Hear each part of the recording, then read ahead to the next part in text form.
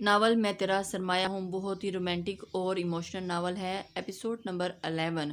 ناظرین اپنے کمنٹس اور لائک کا ضرور اظہار کیا کریں تاکہ ہماری دلجوئی ہو سکے اور ہم اور اچھے سے آپ کے ساتھ ویڈیو شیئر کر سکیں۔ وہ اب بھی اس کی دوا کے زیر اثر تھی جو اسے دی گئی تھی، کیونکہ اذلان اظہر نہیں چاہتا تھا کہ اسے پورے ہوش و حواس میں ملے۔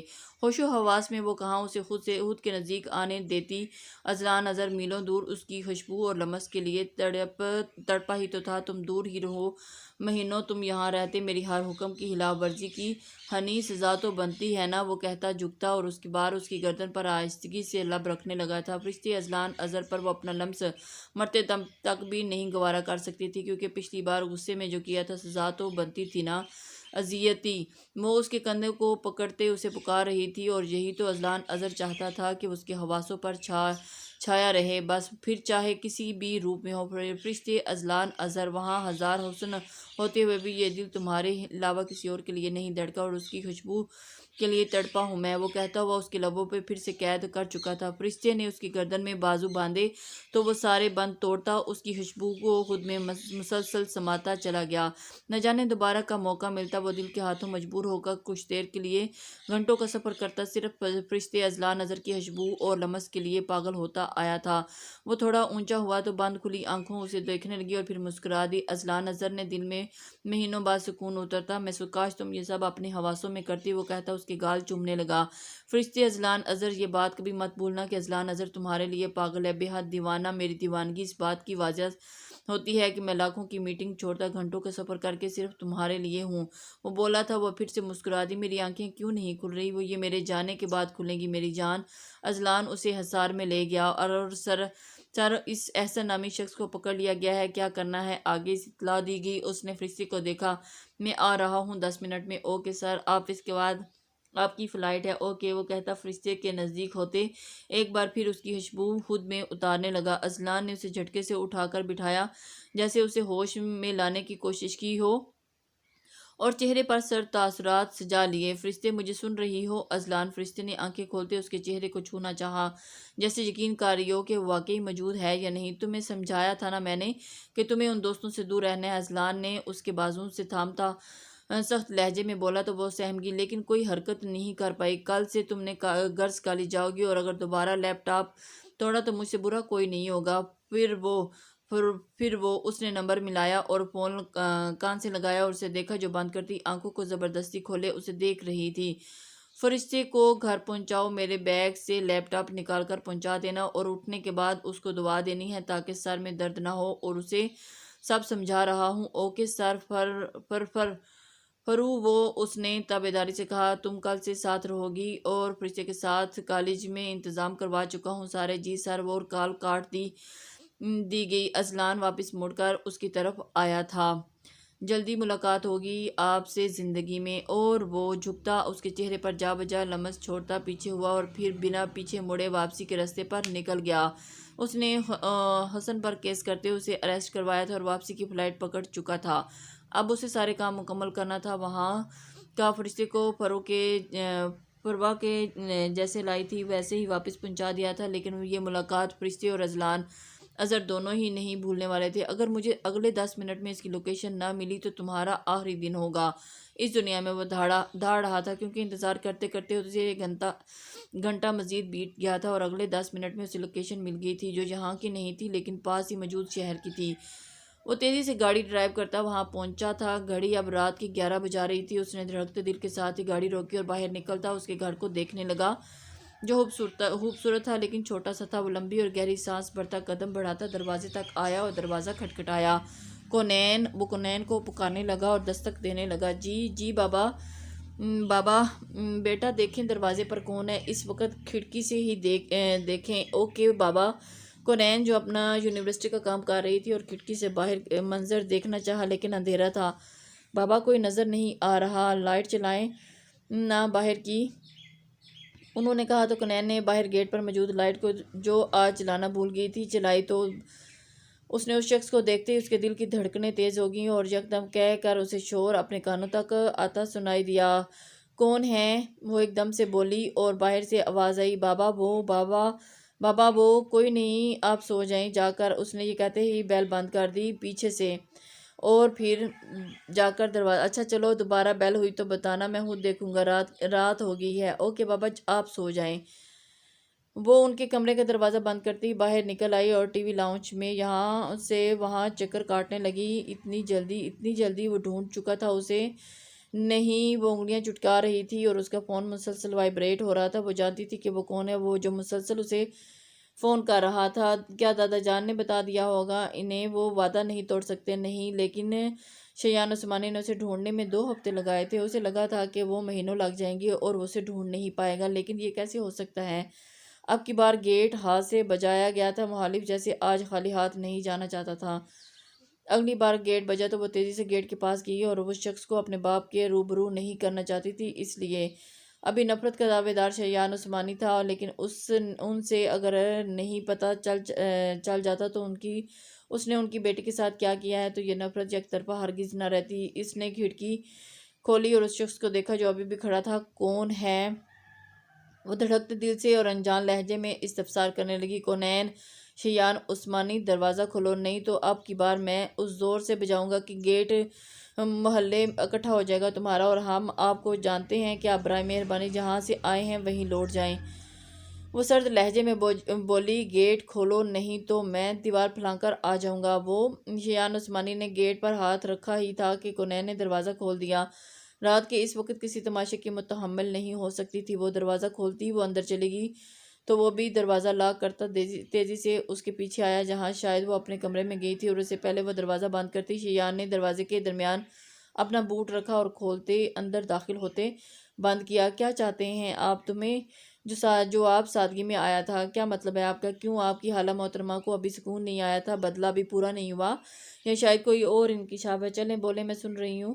کونین بے خوفی سے ان کی نگاہوں میں نگاہیں گاڑتی بولی تھی۔ شیان اس کی طرف قدم بڑھائے تو وہ تیزی سے اپنی جگہ سے اٹھی اور پیچھے کو قدم بڑھانے لگی۔ فاصلے پر رہ کر بات کریں، اور جو بولنا ہے جلدی سے بولیں، مجھے گیٹ لا کر کے سونا ہے۔ شیان نے اس ظالم کو دیکھا جو بدل گئی تھی۔ کونین ہاور نہیں تھی جسے وہ جانتا تھا، اور اس کے لیے موم تھی، اور اس کی آہستگی سے اور نرمی سے بات کیا کرتی تھی اور اس کی قربت پر گلابی ہو جایا کرتی تھی، لیکن یہ کونین نہیں، کوئی اور ہی تھی جو باغی اور سرد آنکھوں سے اسے دیکھ رہی تھی اور اس سے دوری پر ہی موجود تھی۔ کیا میرا قریب آنا بھی برداشت نہیں ہے تمہیں؟ بالکل بھی نہیں، بالکل بھی نہیں، یہ کیسے ہو سکتا ہے؟ وہ بولی تو شیان نے تیزی سے اس کی طرف قدم بڑھائے اور اسے دیوار کے ساتھ لگایا۔ وہ اسے غصے سے اور دیکھنے لگی۔ معافی کی صورت ملے گی؟ کسی صورت بھی نہیں ملے گی، میں آپ کو معاف کرنا ہی نہیں چاہتی۔ وہ اس کے بازوؤں کے پیچھے کمر پر باندھتا سنجیدگی سے استفسار کرنے لگا، اور دھتکار دیے جانے کی کوئی اور دھوکوں کی معافی نہیں ہوتی۔ شیان عثمانی، کفارہ ادا کرنا پڑتا ہے، اور میرا کفارہ کیا ہے؟ یہی کہ آپ کو کبھی میسر نہ ہوں۔ یہ کیسے ہو سکتا ہے؟ وہ بولی اور اس کی نظریں چرا گئی، لیکن شیان عثمانی کا دل چیر گئی تھی اس کے یہ الفاظ۔ تم اتنی ظالم کیسے ہو سکتی ہو؟ شیان نے اس پر جھکتے ہوئے کہا، آپ سے سیکھا ہے میں نے، جب کوئی شخص آپ سے محبت میں گرفتار ہو جائے تو اسے دنیا کے سامنے دھتکار کر اس کی اوقات بتا دو، اسے بتا دو کہ وہ ایک عام انسان ہے جس کا متبادل کوئی اور بھی ہو سکتا ہے، اور پتہ ہے اس دنیا میں میرے لیے آپ کا متبادل بھی۔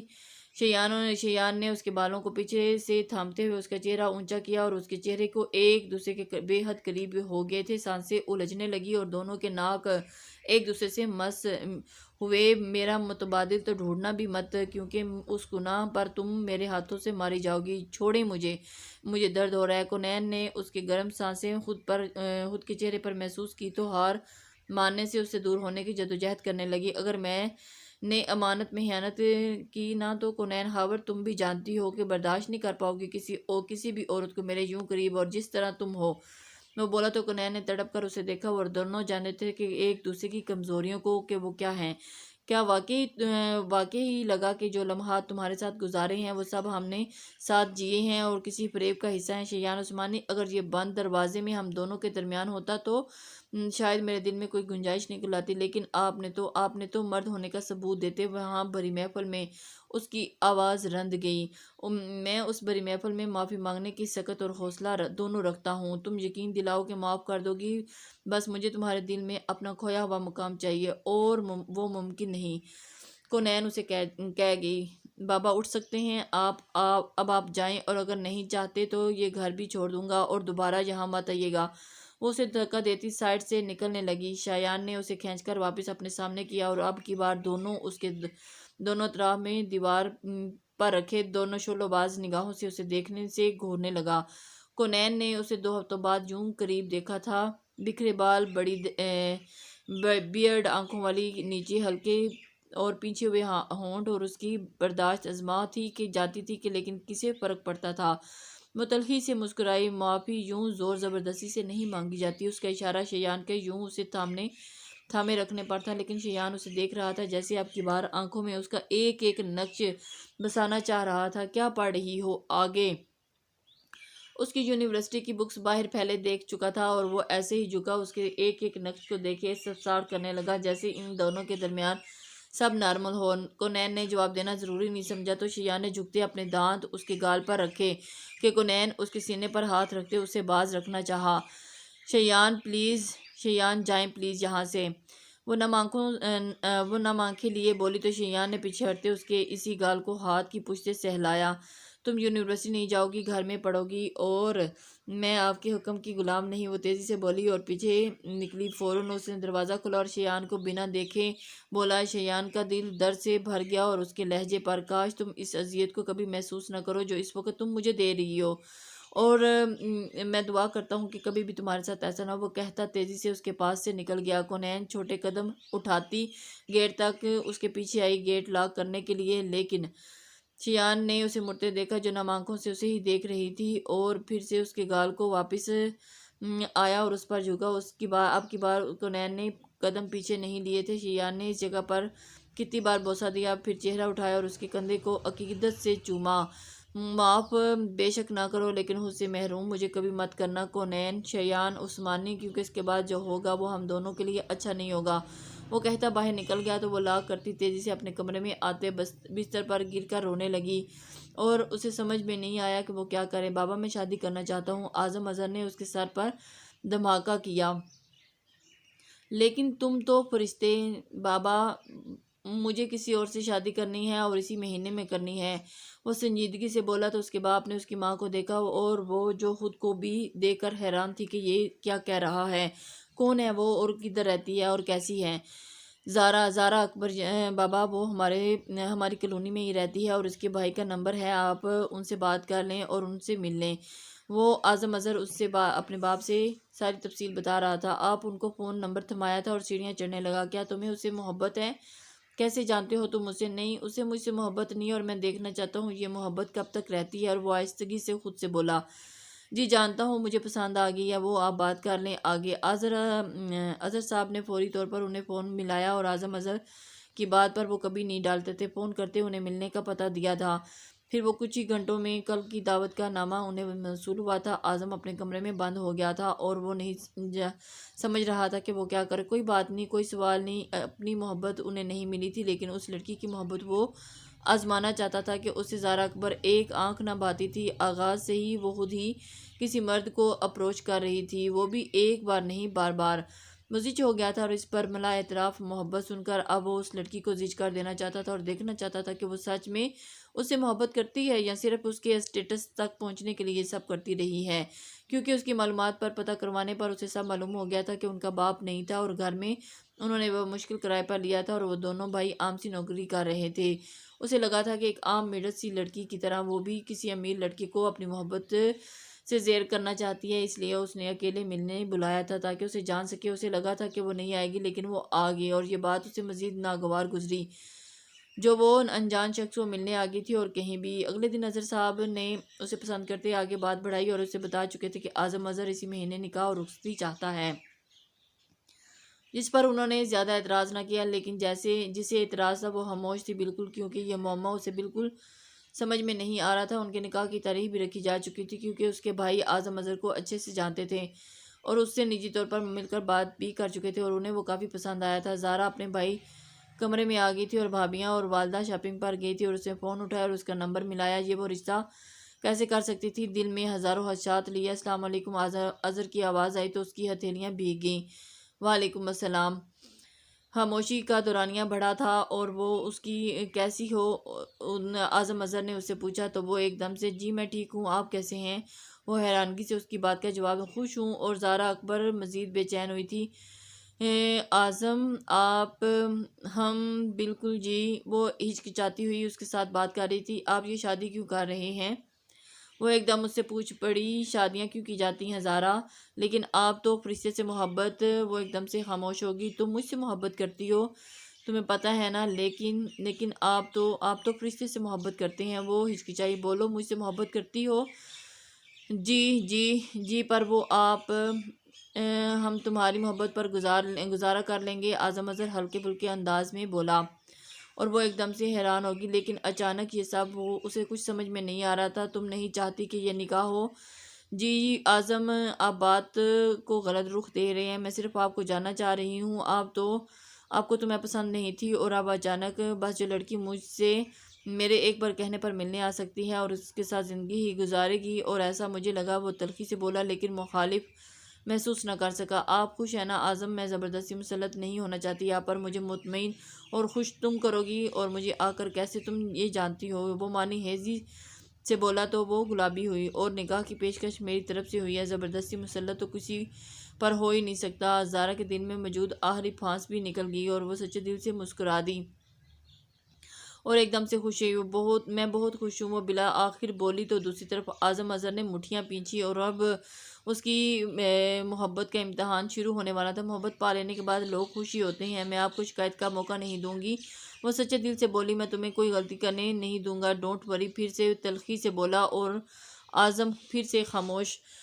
زارا بات کرو، بولو کیوں خاموش ہو؟ وہ اس کی باتوں کو سوچنے لگی۔ آپ ہمارے نکاح کا ڈریس ہمارے ساتھ لینے چلیں گی نا؟ میں چاہتی ہوں کہ میری ساری چیزیں آپ کی پسند کی ہوں۔ اوکے، کل تیار رہنا، میں آ جاؤں گا۔ ٹھیک ہے، وہ خوشی سے بولی تھی۔ وہ کتنی خوش تھی یہ اس کا لہجہ بتا رہا تھا اعظم اظہر کو، لیکن اعظم اظہر تو اس کا امتحان لینے کے لیے تیار تھا۔ چلو کل ملتے ہیں۔ اعظم کیا آپ کو مہندی پسند ہے؟ وہ اس سے پوچھنے لگی۔ کچھ خاص نہیں۔ اوکے۔ وہ جو مہندی کی شوقین تھی اور خواب تھا اس کے کہ اپنی شادی بھر بھر کر ہاتھوں پر اور بازوں پر لگائے گی، دل مایوس کر کے رہ گئی تھی۔ ٹھیک ہے، میں ہلکی سی لگواؤں گی بس، اور کیا پسند ہے آپ کو وہ بھی بتا دیں۔ زارا ہم ملتے ہیں، ابھی میری ایک میٹنگ ہے۔ اوکے اوکے، خدا حافظ۔ وہ تیزی سے کال کاٹ گئی تو اعظم اظہر خشک سا مسکرا دیا۔ دیکھتے ہیں تم کتنے امتحانات میں پاس ہوتی ہو زارا اکبر۔ وہ نہ جانے کیا کیا سوچے بیٹھا تھا اس کے لیے، اور اس کے لیے کیا کیا سرپرائز پلان کر رہا تھا، اور اس کے امتحانوں کی باری آنے والی تھی۔ دوسری طرف وجود جو 2 دن سے پریشان تھی اب خوشی سے چہکنے لگی، اپنی تیاریاں خود جوش و خروش سے کرنے لگی۔ گھر والے دیکھتے رہ گئے، آگے اس کی قسمت میں کیا تھا وہ اس سے بے خبر تھی۔ شیان جا کر گاڑی میں بیٹھ گیا، اور اس کے دل نے جیسے اعلان کیا تھا، شیان عثمانی اب وہ تمہیں کبھی معاف نہیں کرے گی۔ اور بس وہ اس کی باتوں کو سوچنے لگا، اور یہ سوچتے اس کا دل رکا تھا، اور یہ لمحے اور یہ سوچ اذیت ناک تھی کہ وہ شخص جس سے آپ محبت کرتے ہوں وہ آپ کی دسترس میں ہوتے ہوئے بھی دور ہو جائے، آپ چاہ کر بھی یہ رسائی نہ پاؤ۔ اس تک تو اسے یقین ہو گیا تھا کہ اس نے عشق کی پہلی سیڑھی پر قدم رکھ دیا ہے۔ یہی وجہ تھی کہ اس کا دل درد سے پھٹنے کے قریب تھا۔ میں سکون کے لیے کہاں جاؤں؟ اس نے خود سے پوچھا تھا۔ ہاں، اسے سجدہ کرنا تھا، اسے اپنے رب کو بتانا تھا کہ وہ عورت اسے کتنا تڑپا رہی ہے، بتانا تھا کہ اس کا دل کیسے درد محسوس کر رہا ہے، جیسے کسی نے مٹھی میں دبا دیا ہو، کیسے اس کی سانسوں کی رفتار سست ہو رہی ہے۔ یہی سوچتے وہ دکھتے سر کے تیزی سے ڈرائیو کر رہا تھا، اور سامنے آنے والی گاڑی کو نہ دیکھ پایا۔ دھماکے کی آواز کے ساتھ اس کی گاڑی کے شیشے ٹوٹ گئے تھے، اور آس پاس چیخو پکار سنی تھی، اور اس نے پھر آنکھیں بند ہونے کے پہلے جھکے محسوس کیے تھے، اور اس نے یا رب العالمین ایسے گمراہی میں مت جان نکال لینا۔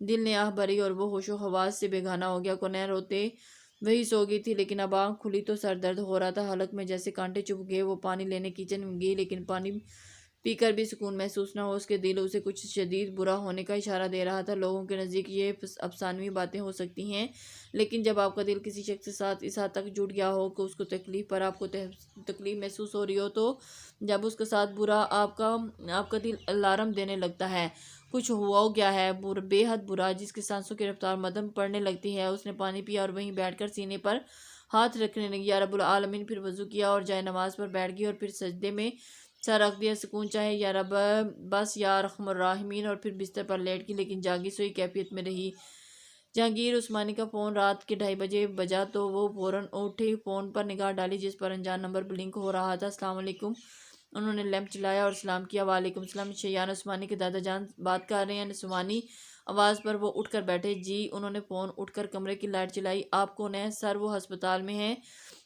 اور فوراً پہنچ جائیں، ان کو خون کی ضرورت ہے جو کہ ہمیں درکار ہے۔ آپ کا آنا۔ جہانگیر عثمانی کے ہاتھوں سے فون چھوٹتے بچا، وہ تیزی سے دروازہ کھولتے باہر نکلے۔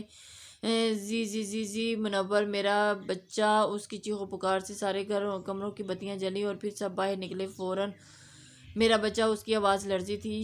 شاید شزیب عثمانی ان کے قریب آتے ہوئے ان کے ساتھ کرسی پر بٹھایا۔ شزیب، ہمارا بچہ، ہمارا بچہ! وہ زور سے چلا رہے تھے۔ بابا جان کس کی بات کر رہے ہیں؟ وہ کشمکش میں تھے۔ شایان شان، کیا ہوا؟ کہاں ہے شیان؟ تہذیب دیکھو، شیان کا کمرے میں ہوگا۔ شازیب عثمانی بولے تھے۔ نہیں، وہ ہسپتال میں ہے۔ وہ انہیں حادثے کا بتانے لگے اور وہ ایک دم سے گھبرا گئے اور پھر تیزی سے ہسپتال کی طرف روانہ ہوئے تھے۔ ان کی ٹانگیں متاثرہ ہوئی تھیں اور سر پر چوٹ آئی تھی اور آپریشن کے بعد ڈاکٹر نے انہیں مطلع کیا تھا کہ وہ ٹھیک ہے نا؟ جہانگیر عثمانی اٹھتے تیزی سے ڈاکٹر کے پاس آئے تھے۔ ٹھیک ہے، لیکن کچھ دنوں تک وہ چل نہیں پائیں گے اور سر میں بھی درد رہے گا۔ یہی بہتر رہے گا کہ ان کا پورا خیال رکھا جائے اور کچھ ایسا نہ ہو جس سے ان کے دماغ پر زور ڈالے۔ ڈاکٹر انہیں بتا کر سب چلا گئے۔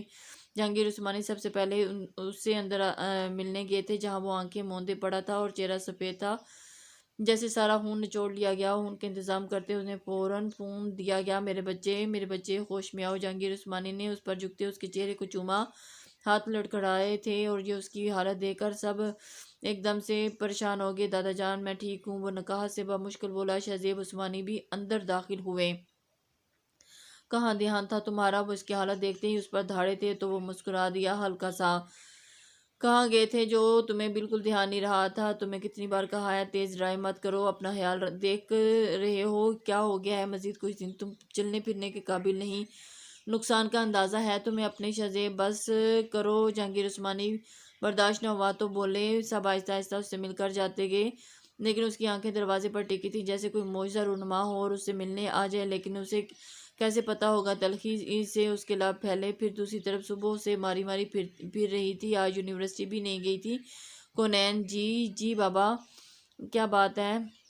طبیعت ٹھیک ہے نا آپ کی؟ اسے نہ جانے کب سے یوں ہی بلائی پھرتے دیکھ کر وہ اس کے بابا اس سے پوچھنے لگے۔ جی بالکل ٹھیک ہوں، سب ٹھیک ہے، اس نے دھڑکتے دل کے ساتھ کہا۔ صبح اٹھی جلدی گئی تھی، نیند تو بس ٹھیک سے نہیں آئی تھی، اب سر اس کا برے طریقے سے دکھ رہا تھا، کسی طور اسے چین نہیں آ رہا تھا۔ بابا جان، مجھے لگ رہا ہے کچھ بہت برا ہوا ہے میرے ساتھ یا ہونے والا ہے، رب خیر کرے۔ ایسا کیوں سوچ رہی ہو؟